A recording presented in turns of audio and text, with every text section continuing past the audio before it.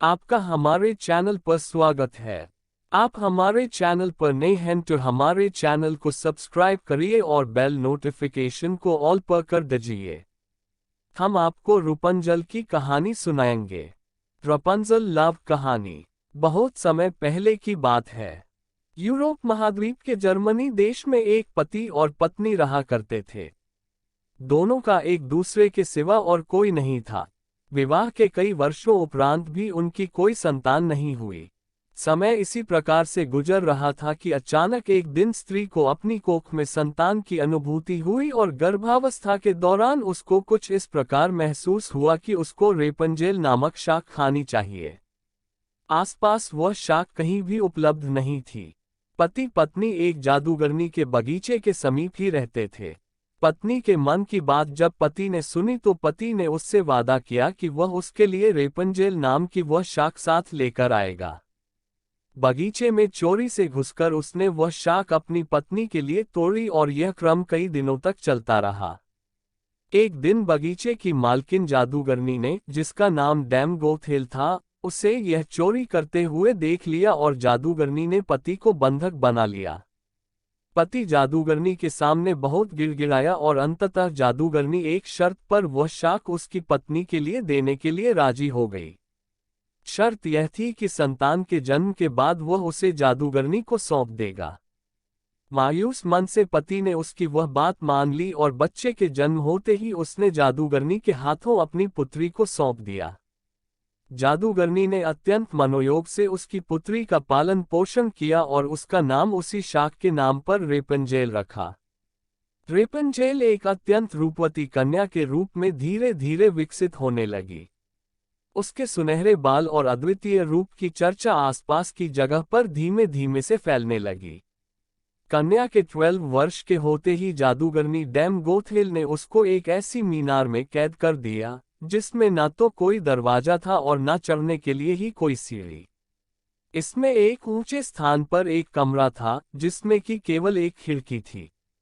जादूगरनी अपनी जादुई शक्तियों के माध्यम से छोटी बच्ची तक पहुंचती और हर दिन उससे मिलने के लिए दिन के समय जरूर जाती। इसी प्रकार से दिन बीतने लगे। वह बच्ची बड़ी होकर एक अत्यंत रूपवती स्त्री के रूप में विकसित हुई। उसके लंबे घने सुनहरे बाल इतने लंबे हो गए कि बाद में जादूगरनी उनके सहारे मीनार पर चढ़कर कमरे में आने और जाने लगी। ऐसा करते वक्त वह रापुंज़ल को पुकारते हुए कहती, रापुंज़ल अपने बाल गिराओ ताकि मैं तुम्हारे सुनहरे बालों पर चढ़कर ऊपर आ सकूं। समय इसी तरह से गुजरता गया और एक दिन किसी राज्य का राजकुमार घूमते घूमते उसी क्षेत्र में आ गया जहां पर रापुंज़ल उस मीनार में रहती थी। रापुंज़ल की आवाज में अद्वितीय मिठास थी। जब वह गाती थी तो जैसे समय ठहर जाता था। एक दिन राजकुमार को टहलते टहलते एक मधुर आवाज सुनाई पड़ी। वह आवाज कहाँ से आ रही है यह जानने के लिए जब राजकुमार मीनार के पास गया तो उसे दिखाई पड़ा कि एक ऊंची मीनार के ऊपर कमरे में एक सुंदर रूपवती स्त्री रहती है। उसकी इस मीठी आवाज को सुनकर राजकुमार उसकी तरफ अत्यंत आकर्षित हुआ और वह अपनी उत्सुकता पर काबू नहीं रख सका। उसने मन में ठान ली कि वह इस बंद मीनार में रहने वाली स्त्री, जिसकी आवाज इतनी मधुर है, के विषय में जान के ही रहेगा। एक दिन जब दिन के समय जादूगरनी रापुंज़ल से मिलने के लिए आई तो उसने जादूगरनी को वह शब्द कहते और बालों के जरिए ऊपर चढ़ते हुए देख लिया। राजकुमार ने इसी प्रकार जब रात के समय रापुंज़ल को पुकारा तो उसने उससे आने के लिए मीनार के सहारे अपने बालों को लटका दिया।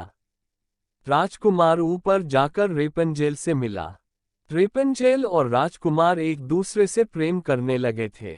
दोनों ने मिलते ही एक दूसरे को पसंद कर लिया था और वह एक दूसरे के लिए के अंतरंग सहचर बन गए। अतः राजकुमार ने रापुंज़ल के सामने विवाह का प्रस्ताव रखा। रापुंज़ल इस पर सहमत हुई और दोनों का मिलना जुलना धीमे धीमे बढ़ने लगा।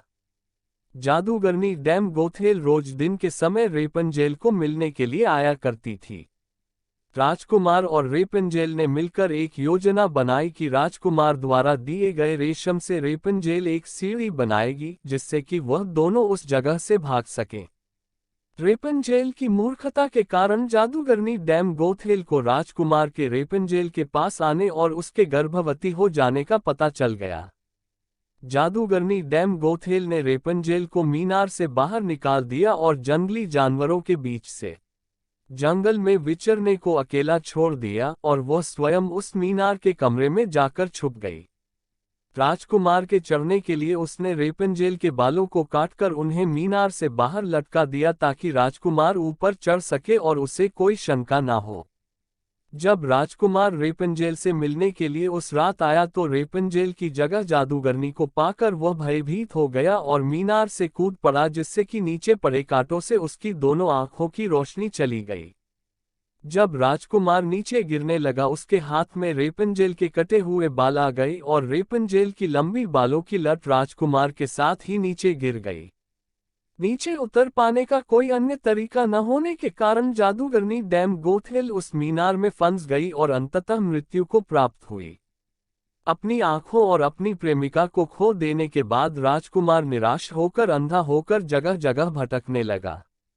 कई महीनों तक इस प्रकार भटकने के पश्चात वह उस क्षेत्र में जा पहुंचा जहां पर रेपंजेल बस चुकी थी।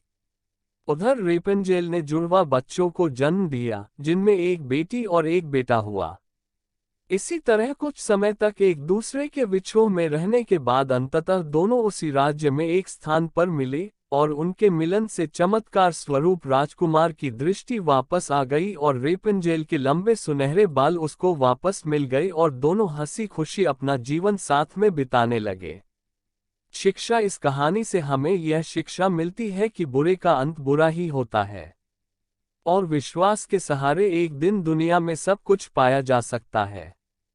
जिस तरह जादूगरनी गलत नियत से रेपंजेल को इतने साल कैद में रखती है, एक दिन उसे इसका दंड मिला और वह मारी गई। रेपंजेल ने बचपन से उम्मीद लगाई हुई थी कि उसे एक दिन कोई बचने आएगा, उसकी खुशहाली भरी जिंदगी होगी। एक दिन उसके इस विश्वास को भगवान ने पूरा कर दिया।